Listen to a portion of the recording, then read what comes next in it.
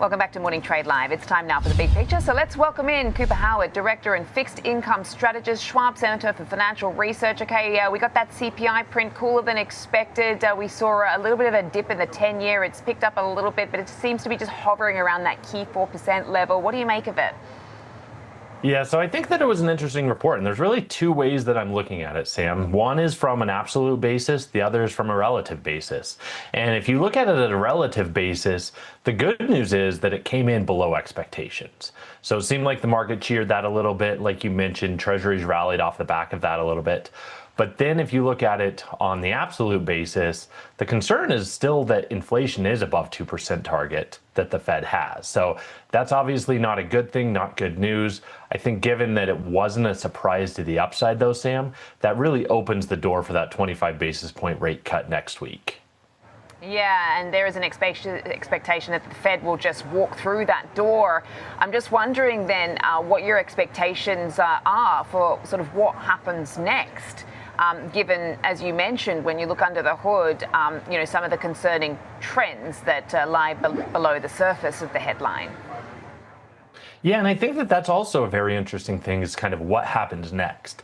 Now, prior to this report, we were coming into the camp that there was going to be at least one more 25 basis point rate cut this year. That was likely going to be this month.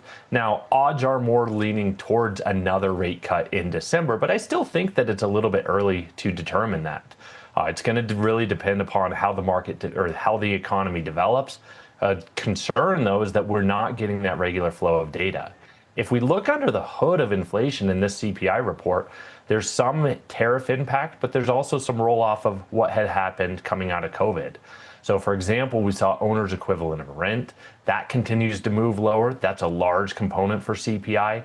However, goods prices are starting to tick up a little bit higher. And you can see that in things like apparel that are moving a little bit higher. And that could be an impact of the tariff concerns out there. Yeah, I was going to say, as you point out also in your notes, I mean, if you look at this CPI breakdown, it was very much some of the more sort of tariff exposed parts of those prices that actually picked up a little bit. I mean, that's not going to translate well for, I suppose, your Walmarts of the world who are, worried about where they're going to be able to sort of eat this in the supply chain, where they're going to be able to pass it down to the consumer, etc. But, just sticking with your beat and your expertise here, what else are you seeing across sort of fixed income right now with respect to the sort of broader macro picture? Yeah, if we broaden out and kind of look at the broad picture of fixed income, I still do think that there's areas of opportunity in the market.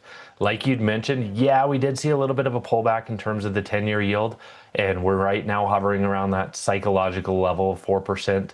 But historically speaking, especially after the past couple of years, that's a fairly attractive yield, Sam. So that's something that we've really been discussing with our clients and our investors is that there are opportunities within the fixed income market to get attractive income options. One specifically is if we look at the municipal bond market.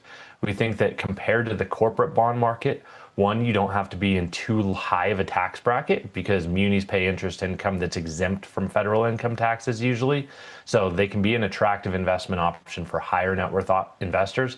But right now, you don't really have to be in that high net worth investor camp. The second piece of it is that credit quality is generally okay. First off, munis already start off with generally high credit quality to begin with, but the economy continues to chug along and stability continues to be a theme of ours there. Okay, looking for some of those opportunities across the fixed income space. Thank you so much, as always, Cooper Howard. Have a great weekend. That's the Director of Fixed Income Strategist at Schwab Center for Financial Research.